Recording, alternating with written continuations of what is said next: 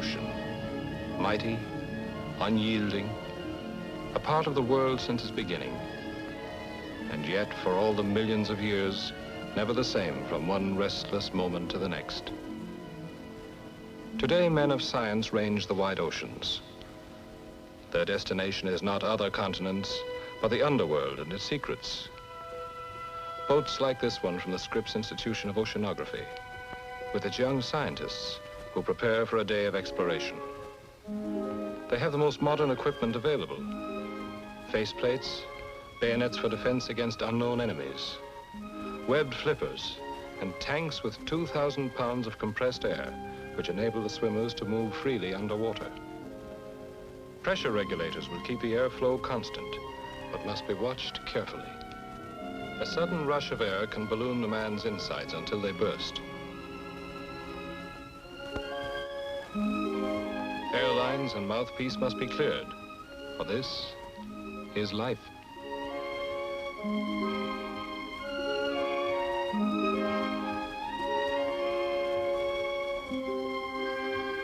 Belt weights must be added to reduce buoyancy. One man loads an arbalete, his underwater spear gun, with a 38 caliber bullet for a warhead. This missile, deadly to man, will barely pierce the incredibly tough skin of a shark. The smallest mistake can make deadly dangerous the simple business of collecting a specimen for the research laboratory. A second check on pressure regulators, on the depth gauges, on the underwater wristwatches, Rolex oysters they're called, for ability to stand tremendous undersea pressures. Time is vital, since each tank is equivalent to just 30 water. But 10 minutes of this must be saved for the trip back to the surface as the diver gradually depressurizes. And it's men overboard.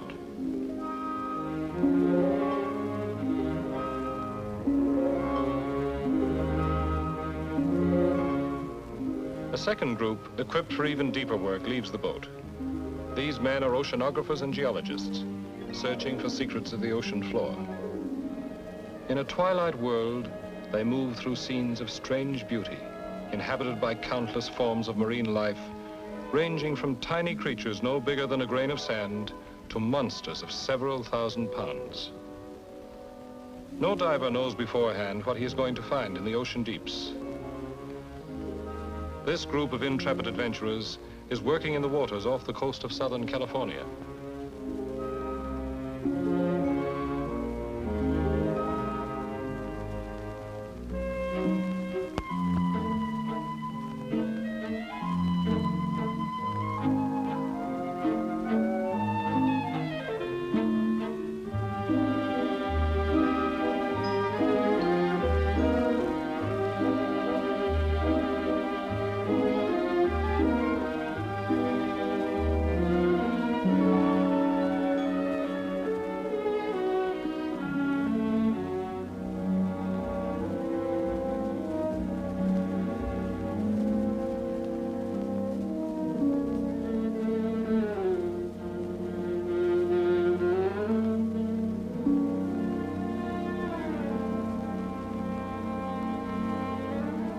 Once more, the men gather together, and the watches are synchronized to be certain of the 10-minute time margin.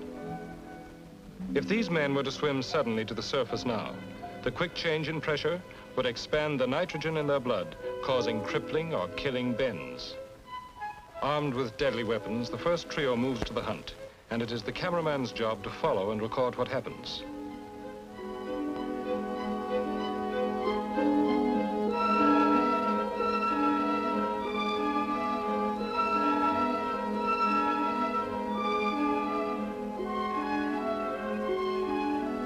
A stingray moving along the ocean floor. Sand sharks, small but dangerous. From now on, we must proceed with caution, knowing that a greater menace is near. And here he is, a full-grown shark, the gangster of the sea. For the time being, let's avoid him if we can.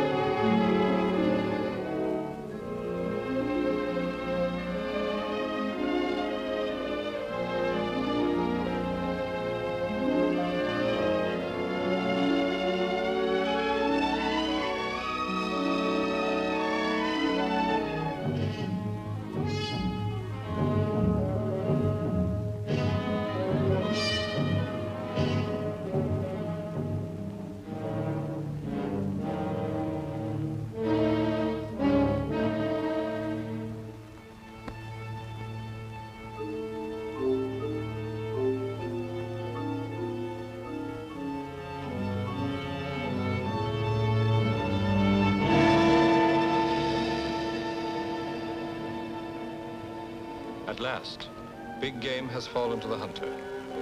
Pound sea bass.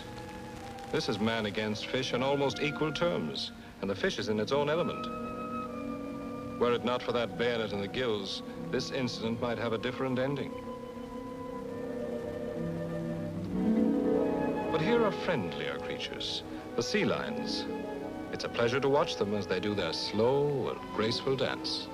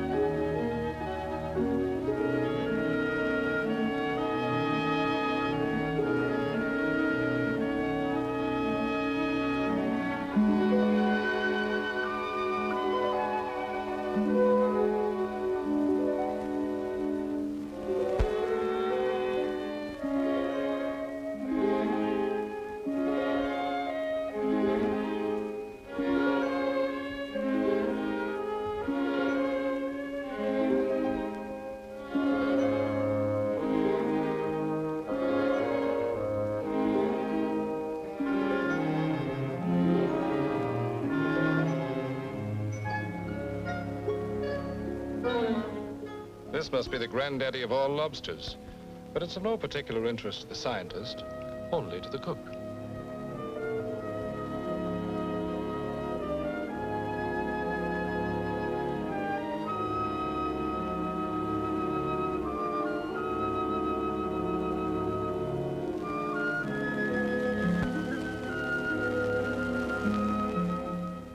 And here is a specimen of no particular interest to anybody.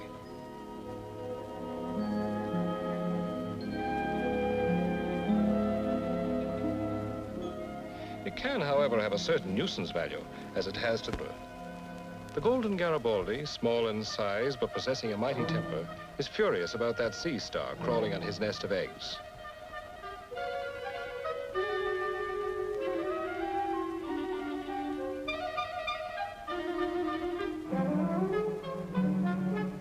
Well, there's only one thing to do with this intruder. Give him the old Bowery rush. On this trip, a new species of fish was collected, one that had never before been seen in Pacific waters. Apparently a close relative of the Atlantic razorfish. After he was speared, he was found to be carrying a small stone in his mouth, which turned out to be the door of his house. For this fish builds a nest of stones on the sea's bottom and leaves one stone loose to close it as a door behind him.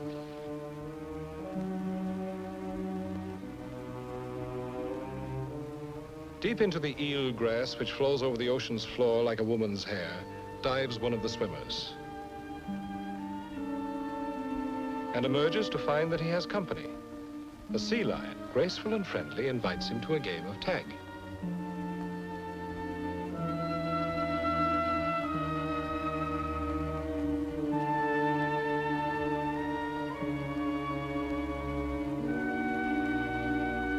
Winnie here is still having problems, but his bulldog tenacity is sure to win in the end.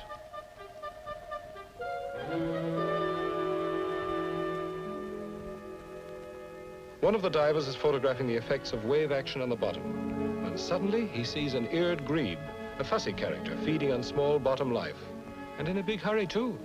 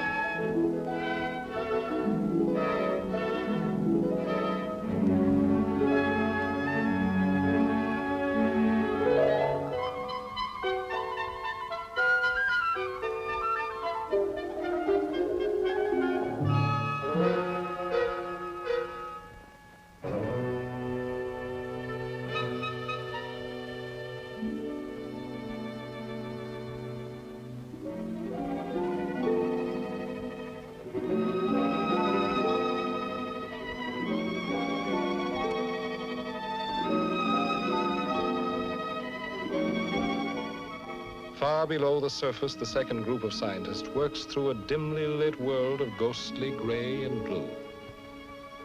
About 25 miles off San Diego Harbor, they come to the edge of a submarine canyon only recently discovered. Gases from the Earth's inside send a constant stream of bubbles upward. Wearing suits of rubber and wool against the cold, these men, who are geologists, cautiously explore the edges of the vast gulf that yawns beneath them. Imperfections of photography may be excused, as these pictures, taken for the first time at a depth of nearly 100 feet and with only natural light, are unique. Many mysteries of the sea remain unsolved. Neither the extent nor the depth of this canyon has yet been determined.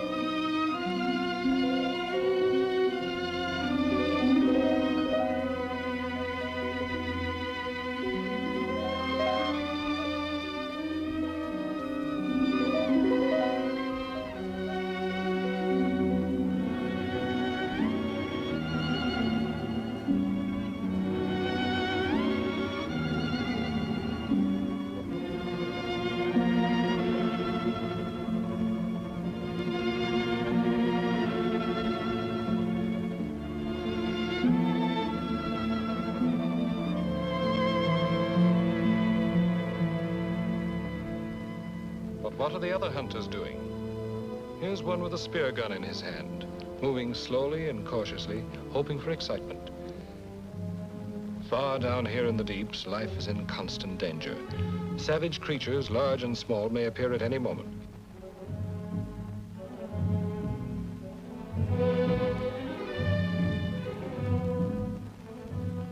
And here the danger comes. The shark, the tiger of this undersea jungle.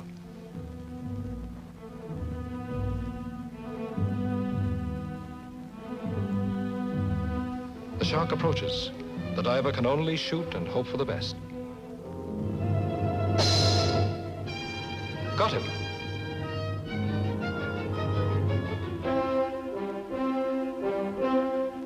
But who has whom? The shark whips about violently, trying to fight its way loose.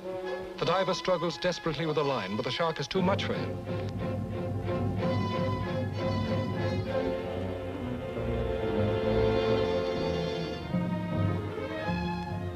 He has lost his mouthpiece. In the wild struggle, the line is wrapped around the diver's fin and ankle, and he is dragged through the underwater growth.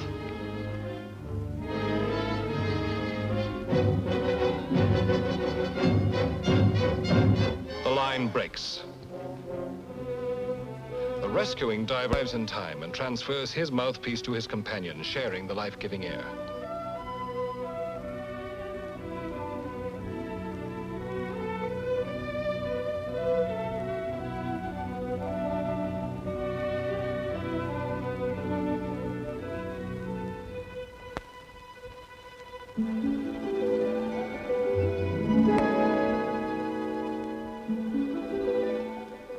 The danger is not over yet. The wounded, angry shark is still in the neighborhood, and the divers must surface slowly to avoid bends. At last, they're safe. Well, look who's here. It's Winnie again, and that pest of a starfish. This time we'll make a real job of it once and for all.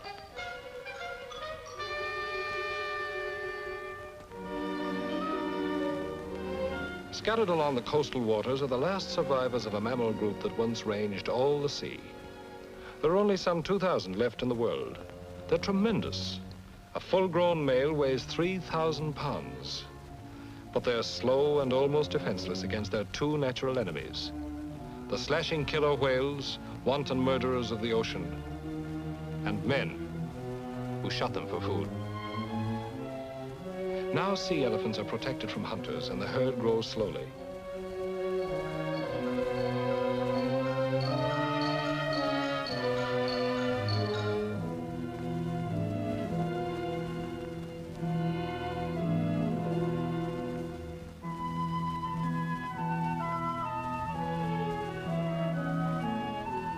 Here in the undersea surge around Guadalupe Island off the coast of Lower California, mothers gamble ponderously with their young.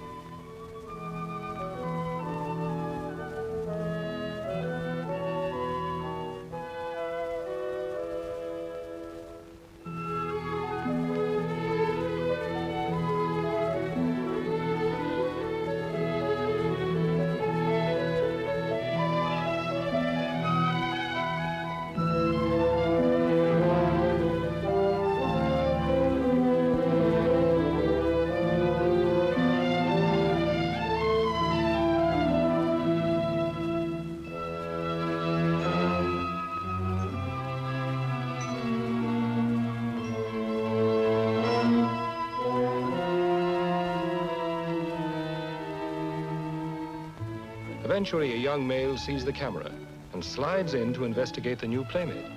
For these are friendly, fun-loving animals, and only dangerous from being too friendly.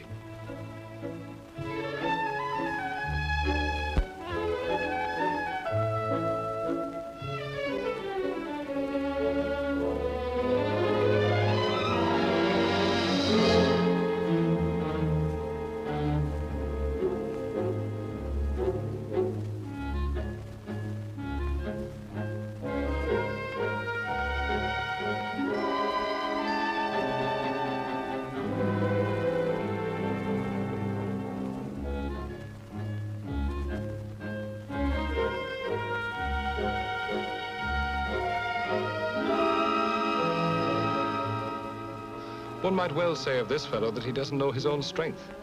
And if our camera and our cameraman had not been tightly wedged among protecting rocks, this might have been the end of our story.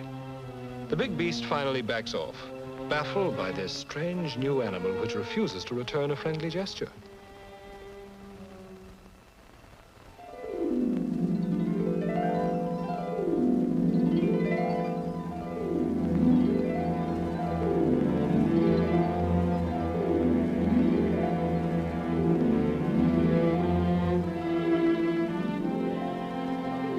This curious creature, created without a tail, looks no bigger than a flounder.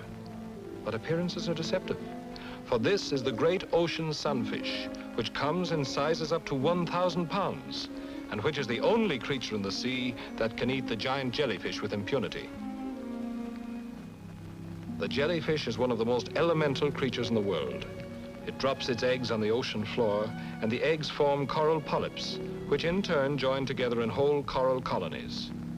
Then, when their time for reproduction comes, their eggs float free and become jellyfish, thus completing the cycle known as parthenogenesis.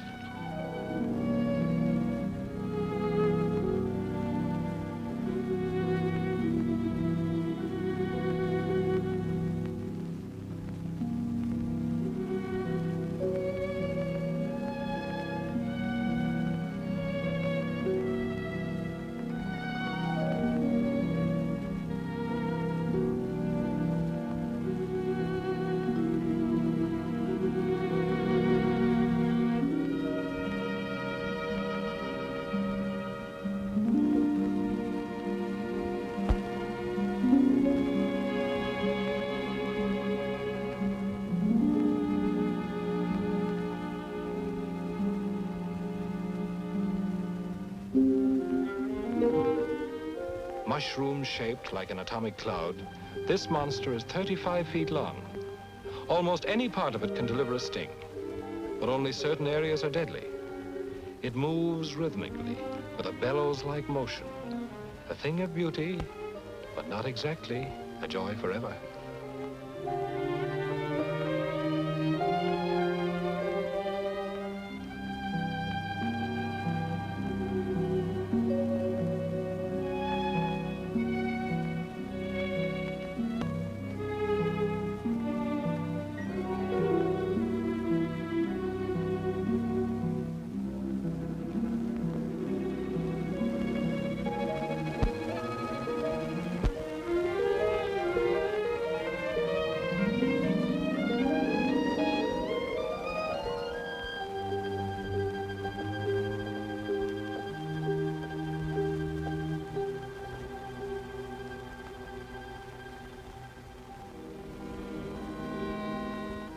In the clear waters around the island of Santa Catalina, these young scientists swim through the age-old kelp forests with their fern-like foliage and their open glades full of coral formations of remarkable beauty.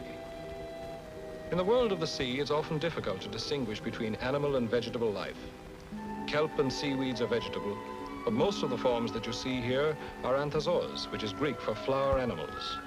They're actually colonies of tiny creatures, some of whom, like the coral, form rigid skeletons which remain long after the colony itself has died. Others, like the sea anemone, have no skeletons at all, are soft as their namesakes above, and sway about ceaselessly under the tides.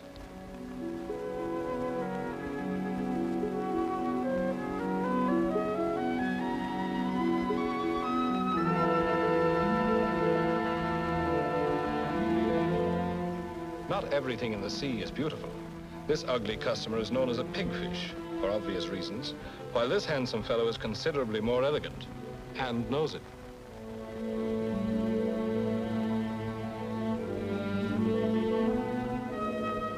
The first diver was equipped by nature alone with a pair of healthy lungs and strong legs. These men have added little to that equipment. A face mask for clear vision, a pair of webbed fins for speed and distance, and a look box to see what they can see.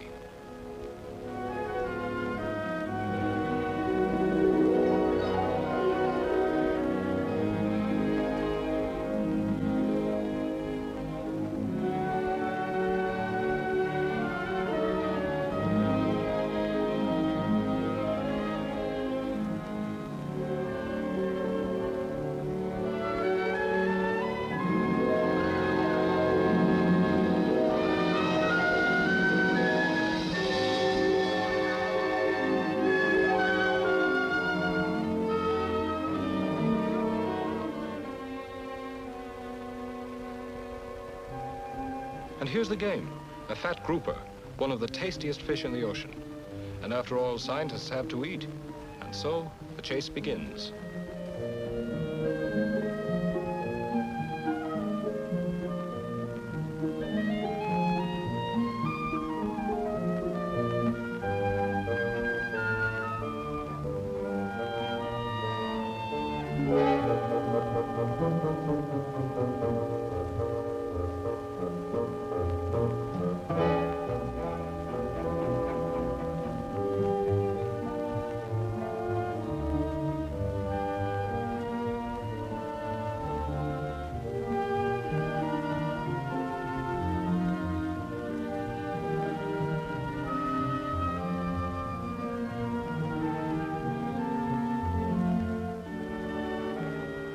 Here is a group who have lost their leader and who think the camera may be another fish.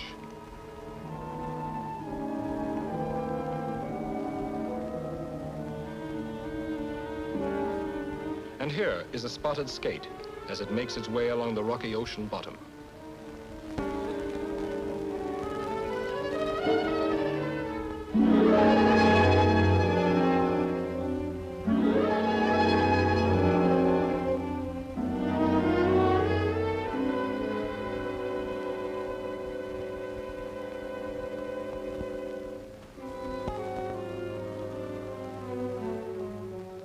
Our friend here is Diogenes, a hermit crab.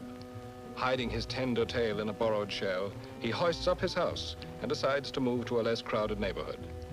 He wants to be alone.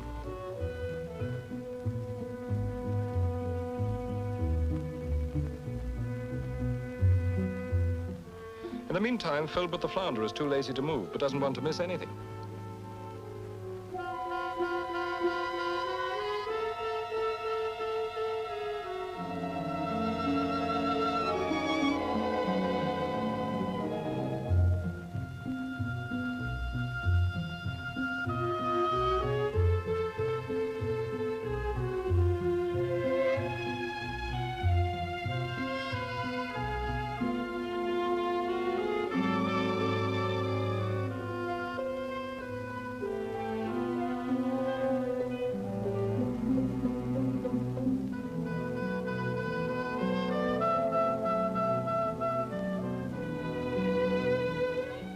Most dwellers in the sea can move about quite freely, but these sea worms have taken long leases on their apartments. Their home is a large brain coral, and visitors are not welcome.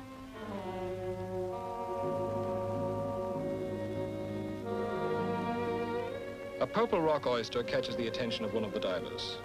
They're sometimes called scallops, and are firmly attached to convenient rocks or coral formations. This one looks difficult to budge, but the sharp abalone knife of the hunter quickly detaches the upper half.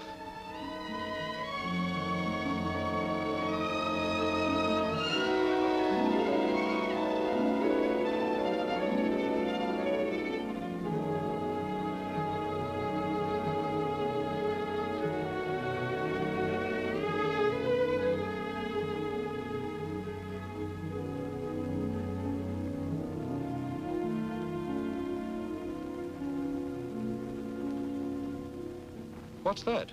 Something for the dinner pot? I guess it's about time to begin thinking about the evening meal.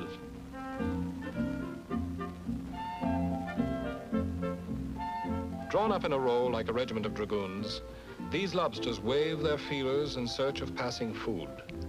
With their tails protected by the ledge of rock, it's wiser to leave them alone and look for stragglers.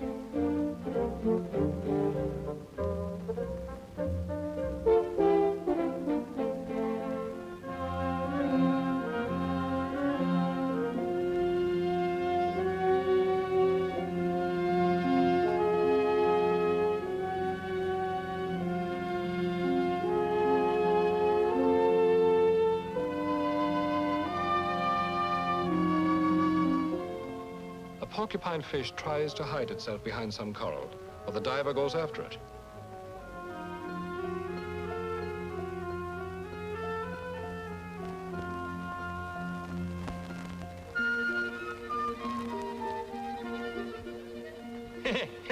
Stop it, fella, stop it, I'm ticklish.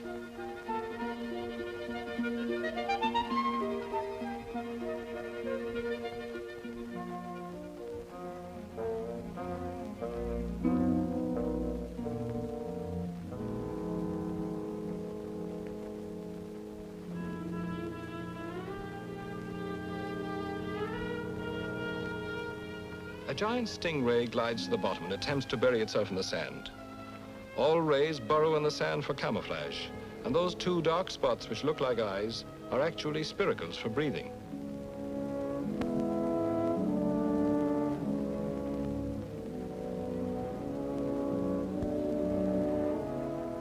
This one is trying to hide from the hunter, but without success.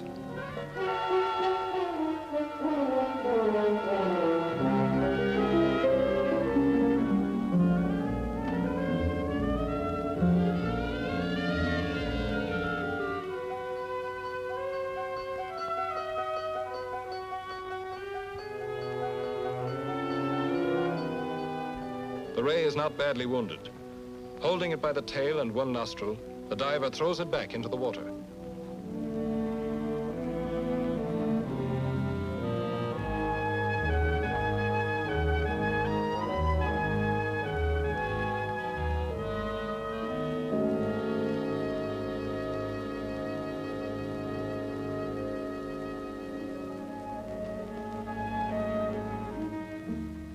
Unlike the evil monster of popular legend, the octopus is really a shy creature. It's far more scared of a man than a man should be of it. And yet, coming face to face with one of these creatures, fully grown and in its own element, makes one just a little bit nervous. Who knows how many of those 8 arms are going to reach out for us?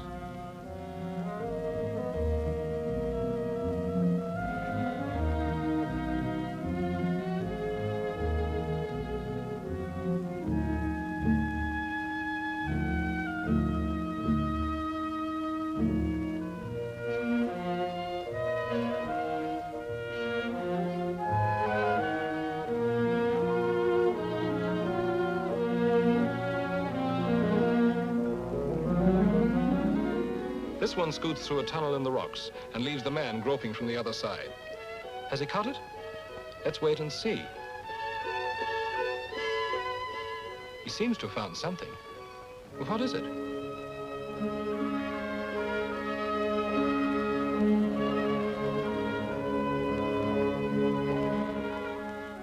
Well, bless my soul, it's little Audrey.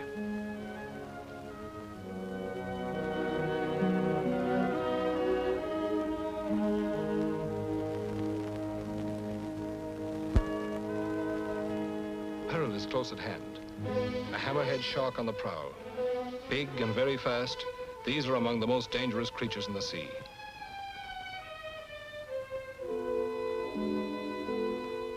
In the dim depths, a whole school of hammerheads swims on lazy patrol.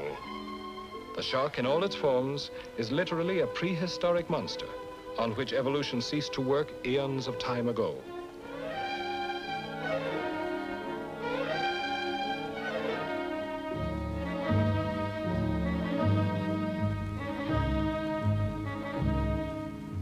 One of the largest types of fish in the sea is the basking shark.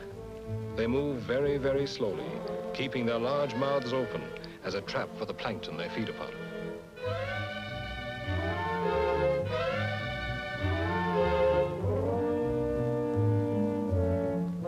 Into these waters off Mexico, murky with microscopic sea life, swim other monsters of the ocean in search of food. Here's a giant manta ray. His kind grows to weigh 3,000 pounds. A plankton eater, he's called devilfish by the fisherman, whose valuable nets he tears in his blind rush. Great schools of manta ray come every year to these Mexican waters, who feed and spawn a new crop of youngsters, who will measure 4 feet across at birth. Here, hundreds wing by in ghostly flight, like bats in a dim cave, or witches riding on the Brocken.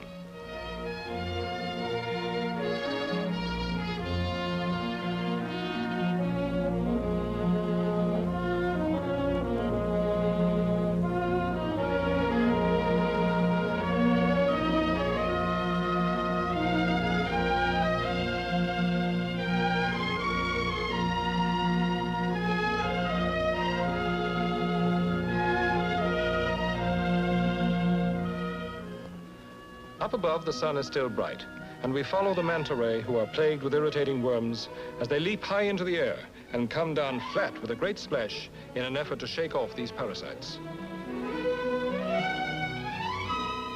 Let's go now to clearer waters, back to the neighborhood of Santa Catalina Island. After a storm has passed above and the sun has returned to penetrate the heaving surface, then the floor of the sea reveals its greatest beauty.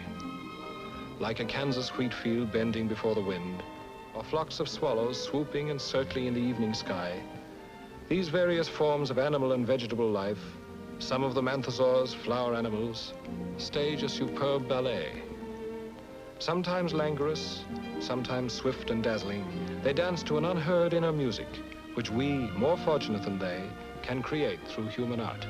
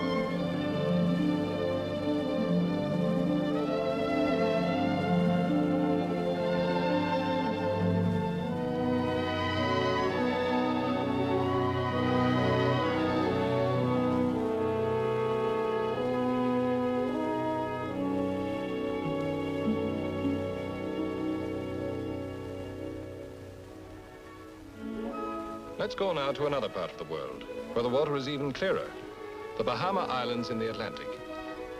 Here, too, man is an intruder, a being from a mysterious upper world where fish cannot go and live. Having dropped his calling cards, the man prepares to follow. But wait, here may be danger. Sharks do not usually attack a man, so we'll see what this fellow's intentions are.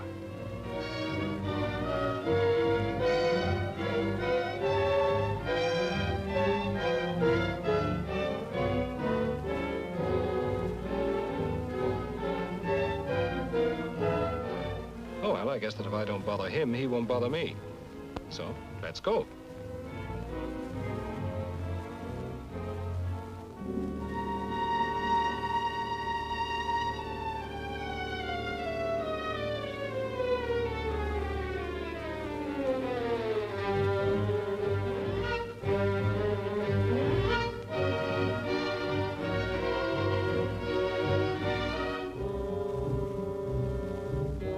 This is a moray eel. Though not very big, it's one of the most vicious and dangerous fish in the ocean. The moray has jaws strong enough to snap a man's wrist. But this one, apparently aware of the presence of its mortal enemy, the shark, wisely decides to head for shelter. His pursuer, nearsighted as all sharks are, has a keen sense of smell and moves in a series of lazy zigzags until he's close enough to see his quarry.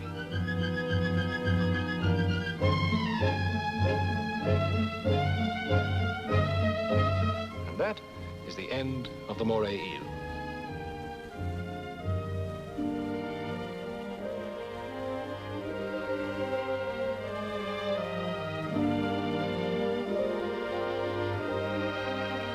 Now we'll see if one of our human hunters can be as successful. It may take a little time, but moray eels are not uncommon in these waters. And with luck, we'll pick one up fairly soon.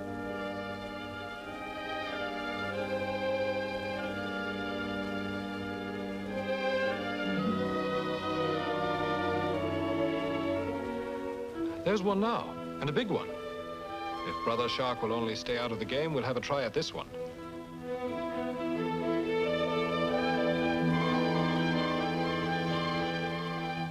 Oh.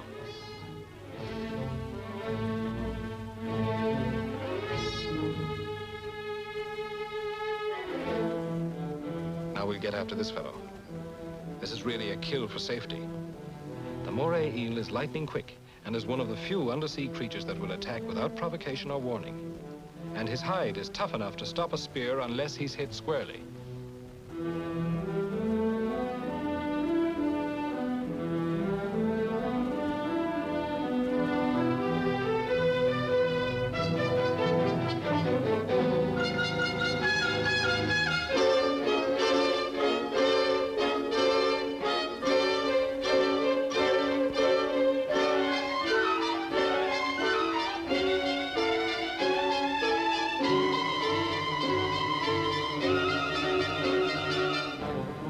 With danger out of the way, it's time to look for more pleasant subjects.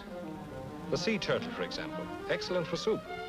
And the parrotfish, as brightly colored as his namesake in the air, and with just as sharp a beak. These gray reef fish live among the corals with a graceful jackfish. This is a filefish. Not beautiful, but interesting. His mouth is too small for the tiniest fish hook, and his skin is like sandpaper.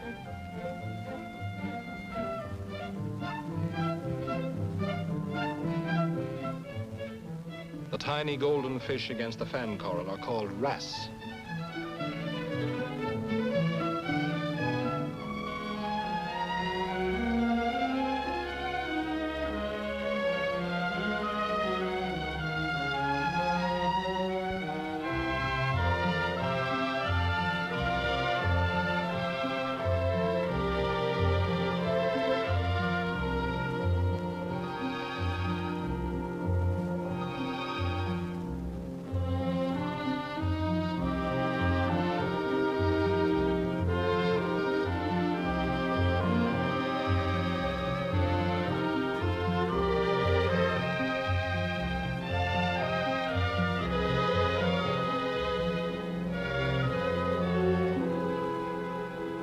This young French angelfish will lose his pretty stripes when he reaches adulthood.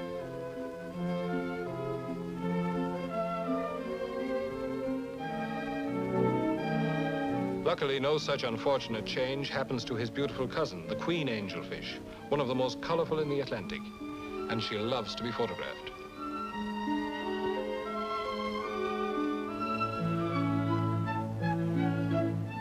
These are called butterfly fish, presumably because each one looks like one wing of a butterfly. And this is a pipefish, no doubt about the reason for that name.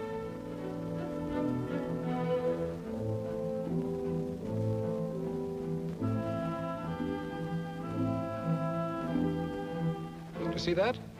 A rockfish covered by protective camouflage. And this odd-looking creature is a roosterfish.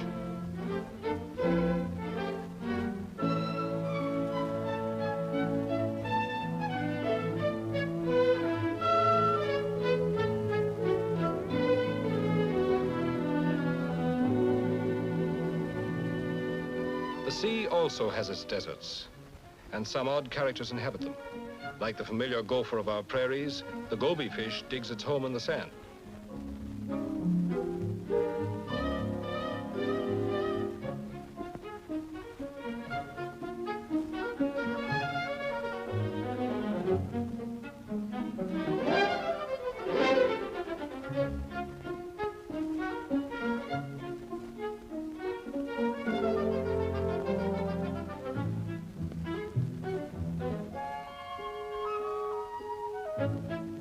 Junior pops up to see what's going on, and just at the right moment, too.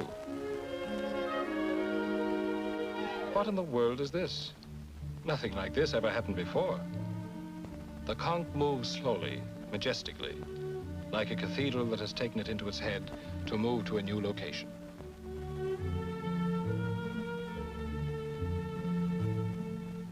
Well, we can't spend all our time watching this thing go by. We have work to do. Here's a small fish caught in the tentacles of a sea anemone and struggling to get free. And the eel, sizing up the situation, decides that it's worthwhile to try to steal the meal. But he doesn't want to get stung, any more than you do.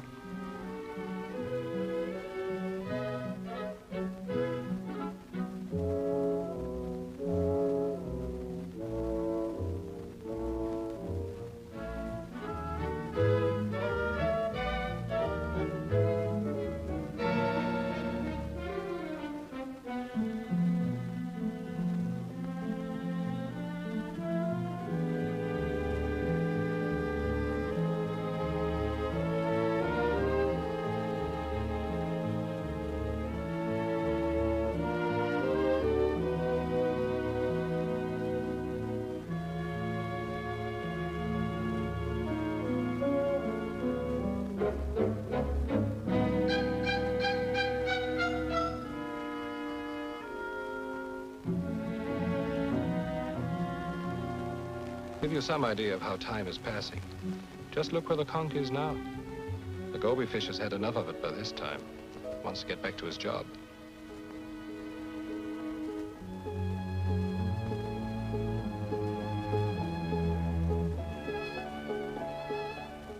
It's heartening to know that while there are enemies in the sea, against which one must be constantly on guard, it's also possible to find friends. While the never-to-be-trusted shark is roving around in the neighborhood, one of our divers is approached by a pair of groupers, who soon become as devoted to him as if they were hound dogs. One of them is a striped grouper, a species of sea bass, weighing about 60 pounds. And 60 pounds of devotion is not to be rejected lightly. This is our striped friend, Sapphire. And in this corner wearing dark pants is Uncle Remus, weighing in at about 80 pounds. Actually, he's a yellow fin grouper who can change his spots to black or brown or white according to his mood. It's amazing but true that each time the divers went back to this location, over a period of 2 years, the same two fish found them and resumed their dog-like devotion.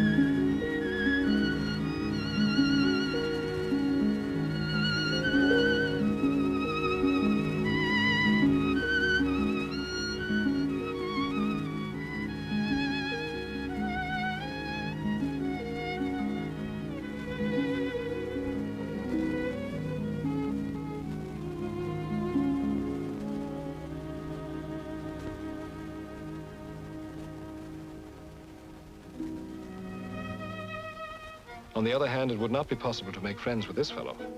A steel-skinned barracuda, ready to attack anything that moves. Fast as lightning, this fish spells danger wherever it appears.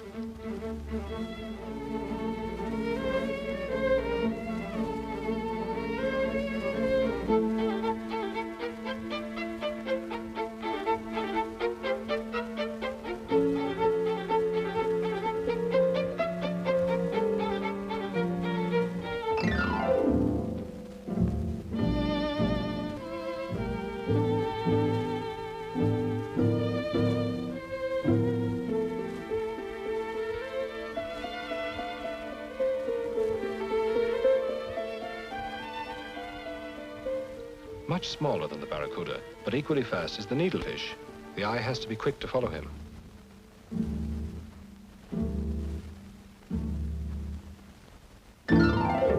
One of the cleverest creatures in the sea is the squid.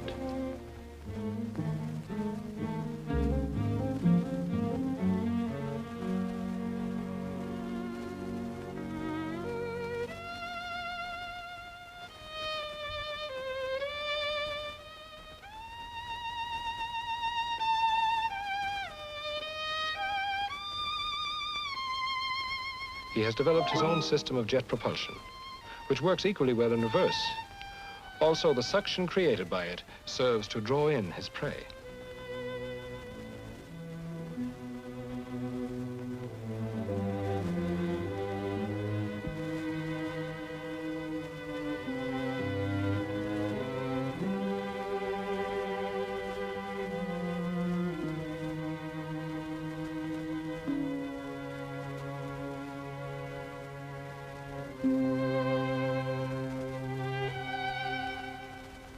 Now we're going to watch a new sport.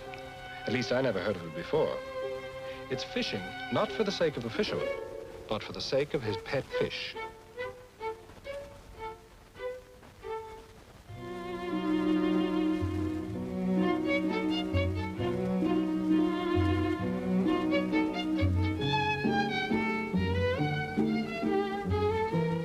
It's no wonder that these two characters couldn't be gotten rid of.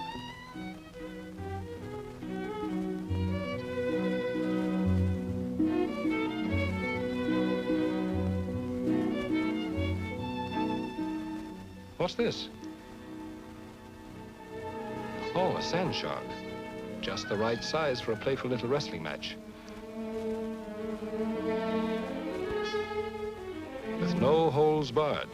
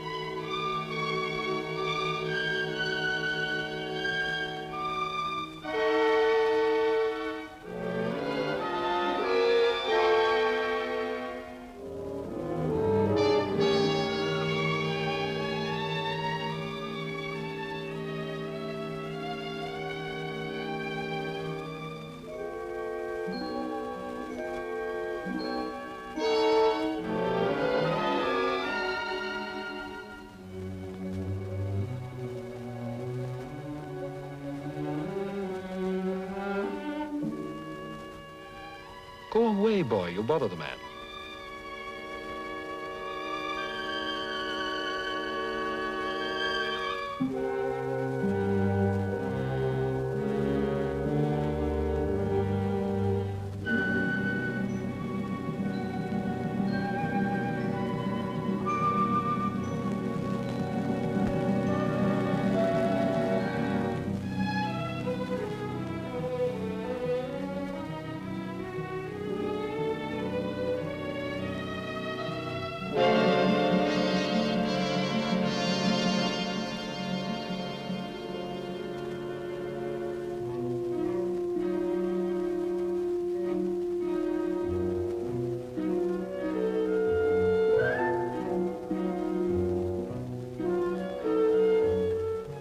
This time, his eyes were bigger than his stomach. Or should we say his throat?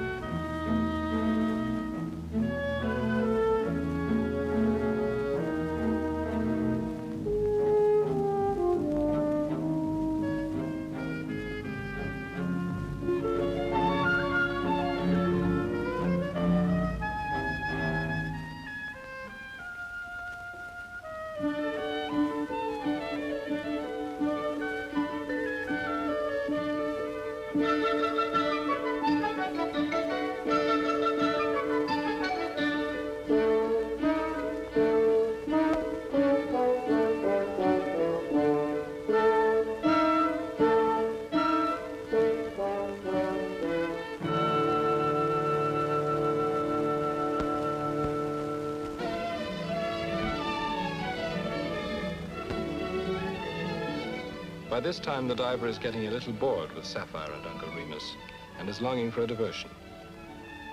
He doesn't have to wait very... For here is our old friend Scarface again. Perhaps it's just curiosity that keeps him hanging around. Wonder what it'd be like to have a shark for a pet.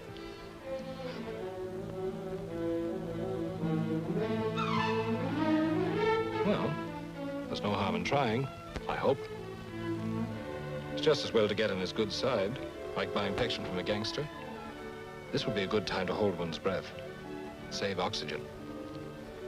After all, one can't be certain whether Scarface is going to go after the fish or the man. And one swipe of that murderous mouth is enough to kill.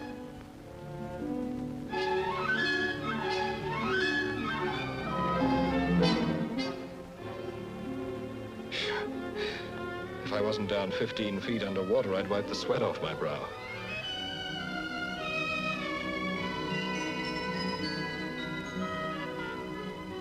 Something else seems to be happening in the neighborhood. Oh, it's two stingrays fighting. What about? Probably about a female stingray lying comfortably in the sand below.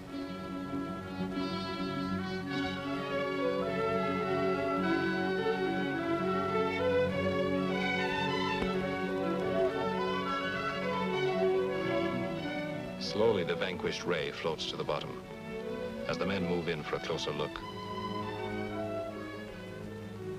Meanwhile, the victor swims off to his lady, escorted by his equerry, the jackfish.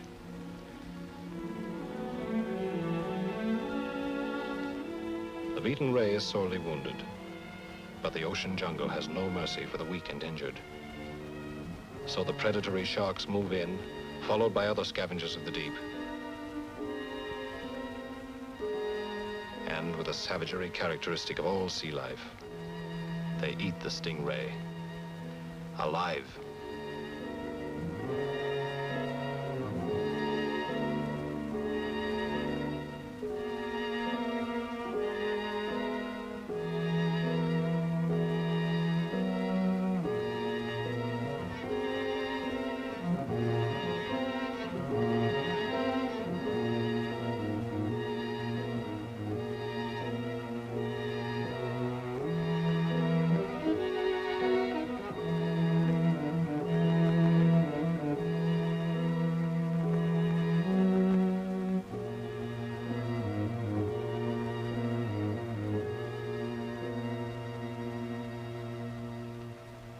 The long ocean day is coming to an end, and it's time for us to say our goodbyes.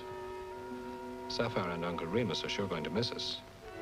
And somehow, we're going to miss them. A little. But don't worry, we'll be back next year. And I'll bet you our two faithful friends are going to be right there waiting for us. So long, Sapphire. Take care of yourself.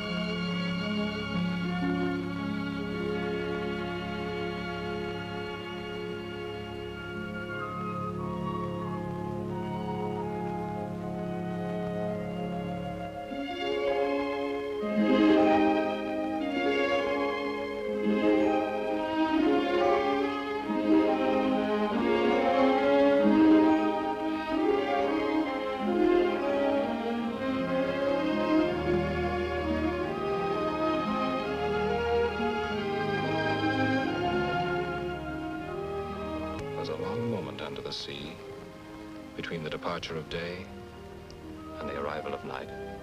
Some of the creatures seek the protection of coral reefs. Others hide in the heavy seaweed or burrow in the sand. For sleep they must, and do, rocked in the cradle of the deep.